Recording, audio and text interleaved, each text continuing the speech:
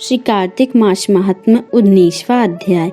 गुरु ब्रह्मा गुरु विष्णु गुरु देवो महेश्वरा गुरु साक्षात पर ब्रह्मा तस्मै श्री गुरुवे नमः। अध्याय 19। राजा पृथु ने पूछा, हे नारद जी, अब आप यह कहिए कि भगवान विष्णु ने वहां जाकर क्या किया। तब जलंधर की पत्नी का पतिव्रत कैसे प्रकार भ्रष्ट हुआ। नारद जी बोले, जलंधर ने नगर में जाकर विष्णु जी को उनकी पतिव्रता स्त्री वृंदा पर पतित्व भंग करने का विचार किया। वे उनके नगर में उद्यान में जाकर ठहर गए और रात में उसको स्वप्न दिया।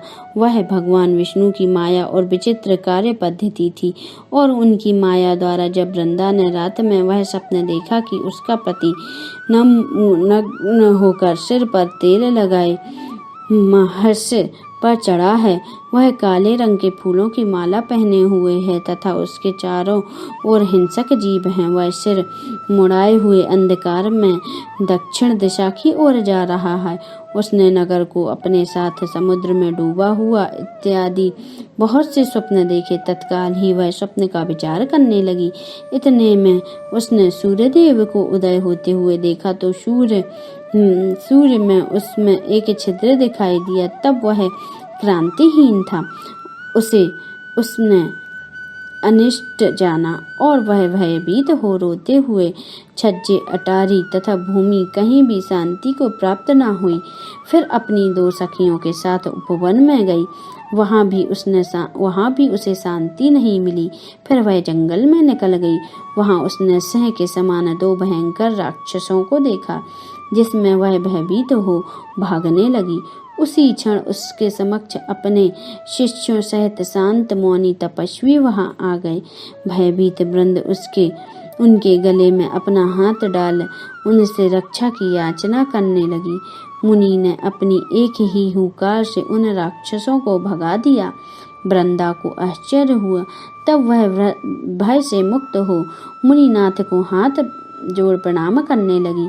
फिर उन्होंने मुनि से अपनी पति के संबंध में उनकी कुशल क्षेम का प्रश्न किया। उसी समय दो वानर मुनि के समक्ष आकर हाथ जोड़कर खड़े हो गए और उन्होंने ज्यों ही मुनि ने भ्रुकुटी संकेत किया, त्यों ही वे उड़कर आकाश मार्ग को चले गए।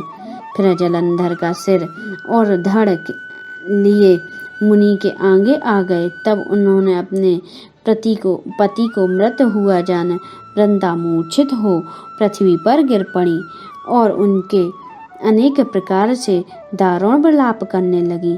तत्पश्चात उन मुनि ने कहा, हे कृपानिधि, आप मेरे इन पति को जीवित कर दीजिए। पतिव्रता दैत्य पत्नी ऐसा कहकर दुखी श्वास छोड़कर मुनिवर के चरणों में गिर पड़ी। तब मुनिवर ने कहा, यह शिवजी द्वारा युद्ध में मारे गए हैं, जीवित नहीं हो सकते, क्योंकि भगवान शिव मार देते हैं, वह कभी जीवित नहीं हो सकता। परंतु शरणागत की रक्षा करना सनातन धर्म है। इस कारण कृपा कर मैं इसे जिलाए देता हूँ। नारद जी ने कहा, वह मुनि साक्षात विष्णु ही थे। उन्होंने यह सब माया फैला रखी थी। वह वृंदा के पति को जीवित करके अंतर ध्यान हो गए। जलंधर ने उठकर वृंदा को आलिंगन किया और मुख चूमा। वृंदा भी पति को जीवित हुआ देख अत्यंत हर्षित हुई और अब तक हुई बातों को स्वप्न समझा। तत्पश्चात वृंदा सकमा हो बहुत दिनों तक अपने पति के साथ विहार करती रही।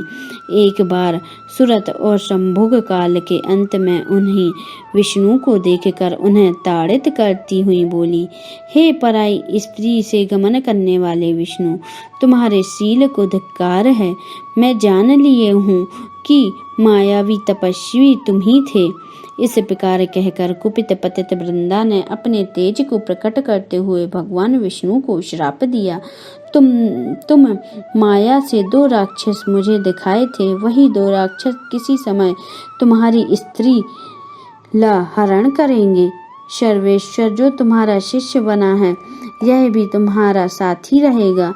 जब तुम अपनी स्त्री के विरह में दुखी होकर विचरोग, उस समय वानर ही तुम्हारी सहायता करेंगे। ऐसा कहती हुई पतिव्रता वृंदा अग्नि में समा गई। ब्रह्मा आदि देवता आकाश से उनका प्रवेश देख रहे वृंदा के शरीर का तेज पार्वती जी के शरीर में चला गया। पतिव्रत के प्रभाव से वृंदा ने मुक्ति प्राप्त की। इति श्री 19वां अध्याय संपन्न। बोलिए श्रीमन नारायण नारायण हरि हरि। श्रीमन नारायण नारायण हरि हरि। जय श्री कृष्णा भक्तों।